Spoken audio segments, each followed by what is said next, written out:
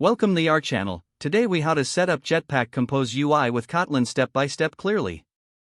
To set up Jetpack Compose UI with Kotlin, begin by ensuring you have Android Studio installed.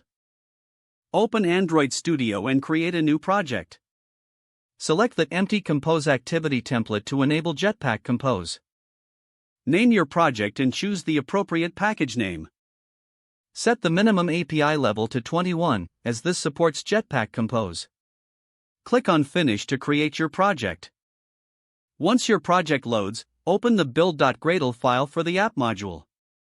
Ensure you have the latest Kotlin and Compose dependencies in your build.gradle file. Include the Jetpack Compose BOM for managing library versions easily. Add dependencies for basic Compose libraries like UI, Material, and UI tooling. Sync your project to download these dependencies. Next, navigate to the Android manifest.xml file. Set the theme of your application to a Compose theme by modifying the Android theme attribute.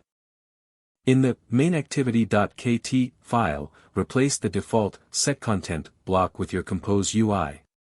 Create a composable function to define your UI components. You can start with a simple text composable to display a Hello, Compose message. Run your project on a connected device or emulator. Observe how the Compose UI renders on screen. To enhance the UI, experiment by adding buttons, images, or more complex layouts.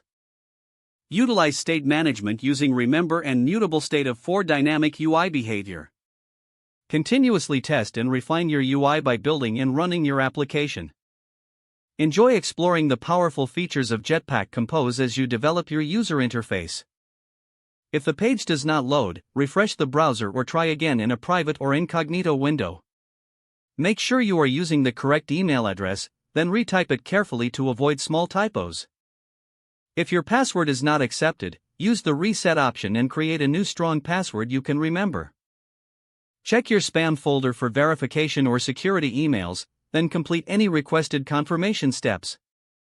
Enable two-factor authentication if available to improve account security and reduce unauthorized access risk. After signing in, review your profile. Don't forget to like this video and subscribe to our channel for more step-by-step tech guides.